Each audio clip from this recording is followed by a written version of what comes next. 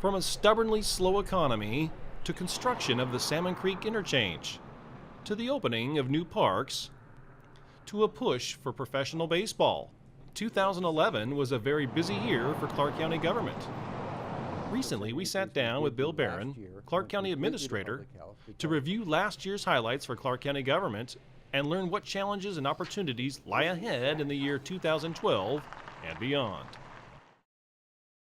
Hello, I'm Jim Demmon with Clark County Close-Up. Thank you for meeting with us. Good to see you, Jim. Bill, what do you think were some of the biggest accomplishments for Clark County? 2011 was a most interesting year for us in local government here in Clark County. The most significant accomplishment, I think, was keeping the budget that kept our fragile balance, fragile balance to our county finances without laying anybody off and without reducing service levels. That was the main thing. But we also, in doing so, we kept core public health services that were at the basic minimum. We kept them intact. We started our aging readiness plan, which was a huge public outreach effort on the part of our community planning department. We put $25 million into the local economy with local public works construction projects that went to local companies.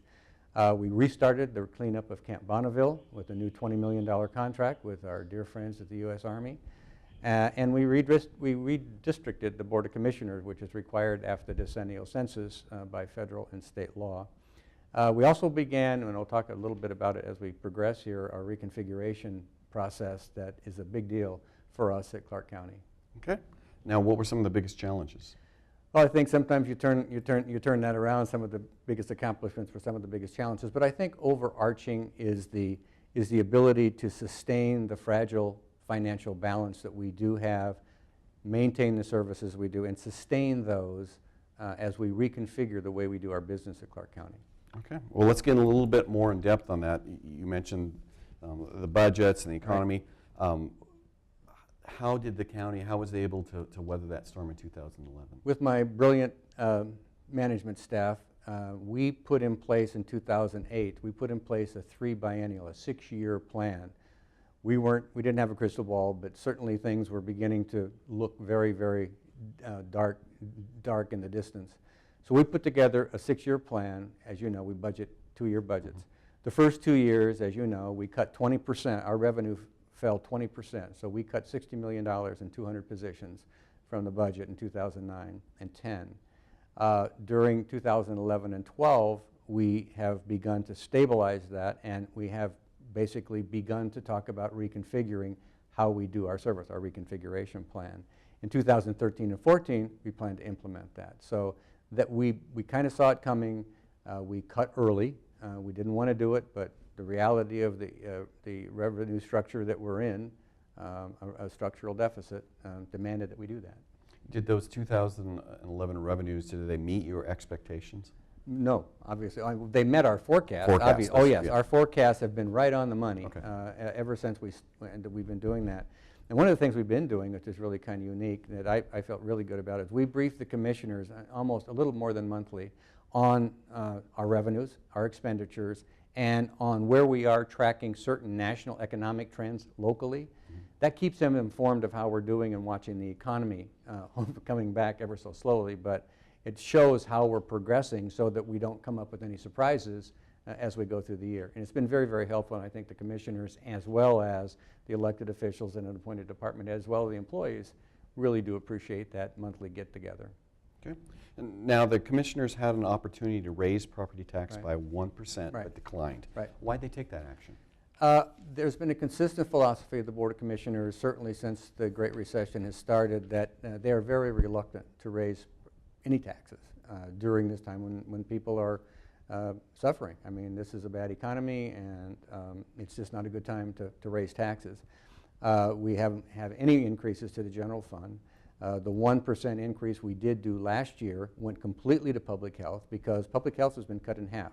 As I mentioned at the outset, we're trying to protect core public health services, and the board felt, and the Public Health Advisory Committee and many witnesses reported to the board, we can't go any lower. So they took the vote to increase property taxes for last year, and that all of the proceeds of that some $500,000 went to support public health services. So we have had no fee adjustments for 2012.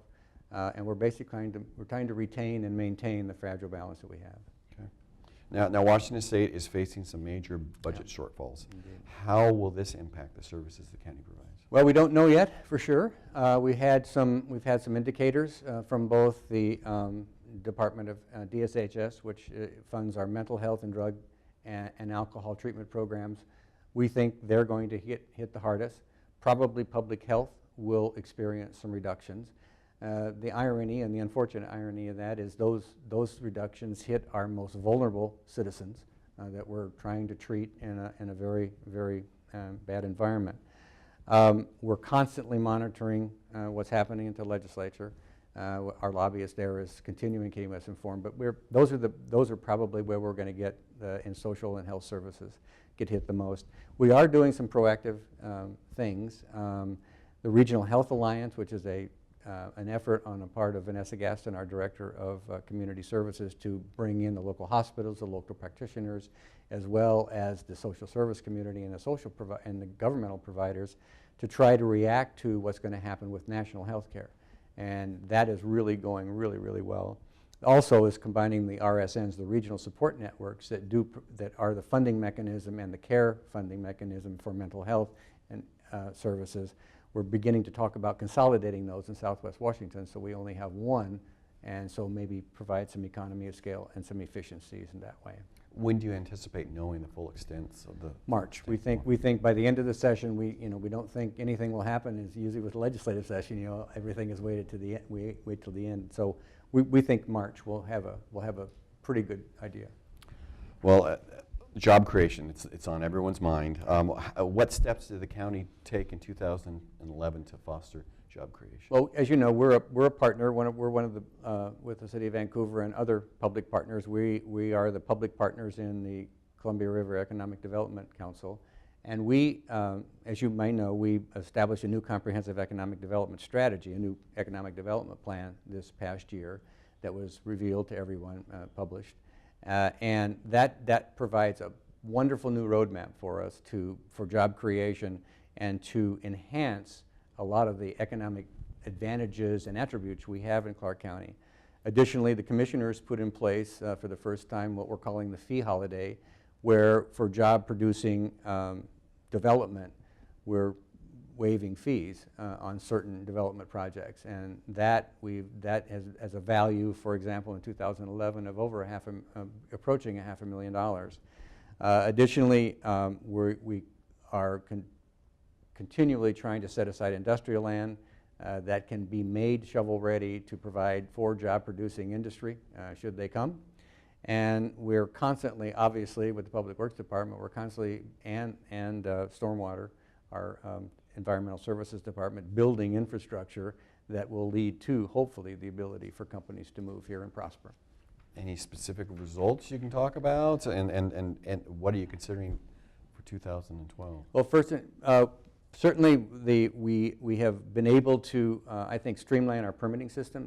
That's one big thing when companies come in. They don't want to be bogged down in the permit system. We've done a really good job, community development. Marty Snell and his folks have done a really good job of streamlining that system. We now have a 60-day streamlined permit process that people can go through if they are providing economic development and jobs.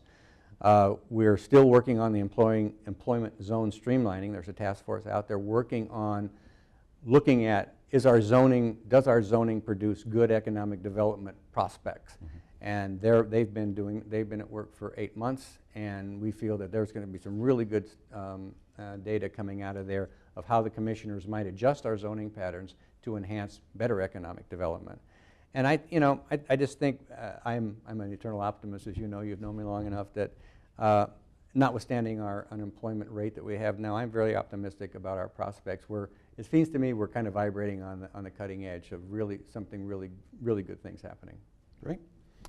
What's the latest on the Salmon Creek Interchange project? Salmon Creek Interchange is rolling right along. We have we completed what I call it phase one. The county's work is completely done. We've moved the park and ride to 10th Avenue, mm-hmm. and the new roundabout. If you've been around it, don't get stuck on it because you go round and round. And all the 139th Street improvements have been accomplished. That was our work. These improvements are already in place. WashDOT is currently widening, as you see, widening I-05 and I-205 as it approaches the interchange. And then the final phase will be the 139th Street overpass over the freeway. And those bids are going out in 2012, and the entire project should be done in 2014. Okay. Let's skip ahead to parks. The Greater Clark Parks District continued opening parks throughout 2011. How many parks were open? Two. We opened two in 2011, Covington Neighborhood and Douglas Carter Fisher Neighborhood Park.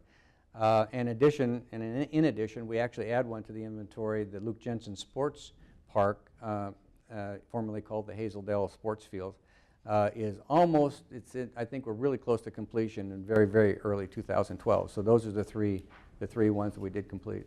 Okay. In mid-December, first let me step back. How many overall parks were created? If you remember, the Metropolitan Park District, we had a target of 35 parks, 41 sports fields, and I believe it was 7 miles of walking trails. That was the goal. We've now built 25 parks and 26 if you include Luke Jensen, and 26 sports fields, and I believe about 1 mile of trail so far. I think 1 mile of trail. So 10 parks, 15 sports fields, and probably 6 miles of trail left under that. Okay, and let's talk about that. In mid-December, the county announced it was going to be delaying building these additional parks. Right. Why was this action taken? The dollars that fund park development come from two major sources: REIT, the real estate excise tax, which is, as you know, tied directly to the resale of existing homes, and the park impact fees, which again is tied directly to new home construction. Well, you know what happened to the housing industry, thus the revenue stream coming from housing construction and new home construction and the recirculation of housing went down closer. I said 40% the other day, and I was corrected. It's closer to 60%. So the realities of that revenue stream, we had to stop. We were trying to do slow roll. We were trying to back everything off, what we called a slow roll, and slow construction down. But the reality was we didn't have enough money to do it. So we have suspended all construction of new parks for now. It's not going to last forever. And you couple that with the declining property values for the property tax, we just didn't have the revenue to keep going. We'll resume that construction when the economy recovers as soon as possible. Okay. Now, speaking of parks, we can't not mention the county's push to bring professional baseball to the community. Tell us, kind of give us an update. Why was that action taken? What happened to the proposal, and where are we now? I guess in a nutshell, really, really cool project that just didn't pan out. And I guess some of the details are the why. It was a unique economic development opportunity. Why was it such a cool deal? It was a unique economic development opportunity. It was going to bring jobs. It was going to bring new college infrastructure to Clark College campus. It would significant community asset with a multi-purpose stadium that was a facility that was proposed, and it was really it would have been a great enhancement for the community identity, I think. What happened was, long and short of it, it just came down to a lack of what the commissioners, at least two of the commissioners, felt was the public support for a new tax. Again, going back to the ongoing philosophy of let's don't have any new taxes during a Great Recession, and that basically what it boiled down to. And also the city of Vancouver's opposition was certainly, I think, playing in there some. The future of that kind of activity, I think, is very real. I read in the paper yesterday about the Vancouver USA Regional Tourism Office's support of a new proposal for what they're calling the Vancouver USA Regional Sports Commission. And ironically, Commissioner Steve Stewart is one of the 6 appointees to the charter commissions, to the charter membership to that commission. So I think that's very apt that he do that. So stay tuned. You bet. Throughout the years, Clark County has taken numerous steps for going green. The energy efficient building, the hybrid vehicles. Right. What kind of return have you seen on that investment? We get a dual return. We get both, I think, a social responsibility return as well as a financial return. The financial return for us came really with the program we're in with Johnson Controls to really reduce our energy consumption and reduce our energy bills. We've reduced our energy bills at the Public Service Center and around the Clark County campus significantly with that program. Of course, the conservation of resources, reducing our impact on the environment, that we think that is a direct concert with our sustainability policy that the board passed in 2006. And obviously the Public Service Center, as you said, and the Center for Community Health, although the Public Service Center has a REIT certification, the Center for Community Health does not have the REIT certification, but it was built in the same way. So what we try to do is have those kinds of sustainable activities at least pay for themselves, and we found that we're well above the curve in that regard. Future holds for us, what we're trying to do is get a resource conservation, one of our employees to get certified as a resource conservation manager and start doing some REIT analysis or leads analysis of our existing buildings that aren't certified and see what we can do. They're now being able to retrofit some of those. The long-term, what we call, Mark McCauley likes to call the solarization of Clark County buildings. In 2012, we're going to be installing more solar panels. As you know, we have a complete array on top of most of our buildings. And we're also thinking about replacing some of our facilities, vehicles with electric cars. During the aging readiness planning process, we actually got to test drive some of these cars, and we're thinking about going electric for some of our vehicles. Now, one of the more controversial issues in 2011 was the county's efforts to build a centralized heating plant in downtown Vancouver. Right. Can you give us a little update on the actions taken, a little bit of history, and where we are? I think another example of what we felt, at least among the staff, was a really cool project that just didn't pan out. The biomass plant, as it was called, would have improved our sustainability posture significantly. It would have significantly implemented the energy conservation part of our sustainability policy. We would have stopped burning natural gas, a fossil fuel, and used renewable carbon that would greatly enhance the forest management. Obviously, there was some great deal of opposition to it, and ultimately, though, it didn't pencil for Schneider Electric, who was the vendor that we chose from an RFP process to build that and provide that. It just didn't pencil out because of the higher capital cost that it would have cost them to do it. Now, you mentioned there was pushback by both the city of Vancouver and, right. and the neighborhoods. Correct. And it was, for me, surreal to be watching the city and county on opposite sides of a land use hearing. What's the current relationship between the city and county? I think the relationship is fine. I think it's inevitable that two of the larger governments in our county won't have complete concert all the time. I've been doing county government for 40 years in 2 different states and 3 different counties, and there's always some issues with the county seat in the county, and but that was the case here. I think their points were well taken. We thought our points were well taken. Eric Holmes and I have a very good relationship. I think he would tell you that. And I think the council and the board have a very professional relationship. And my barometer is our relations are fine. Okay, good. What challenges do you see for county government in the coming years? I think that the overarching thing is trying to maintain a sustainable service level without laying people off within a structural deficit situation. And what we're doing to do that is we are trying to reconfigure our service menu and how we accomplish that, and I just think that's going to be our charge from now on, is to trying to provide the best service we can without increasing people's costs and staying within that cost parameter. Okay. Is there anything else you'd like our viewers to know about county government? Well, I think the viewers should know that they are getting a tremendous value for the taxpayers' dollar, for their tax dollars that they spend, in my opinion, as the Chief Administrative Officer of Clark County Government. We have a wonderful group of highly trained and highly motivated professionals that are in the management positions working for a group of commissioners that really is intent on making this a better place to live. Well, thank you very much for meeting with us. Thanks for having me, Jim.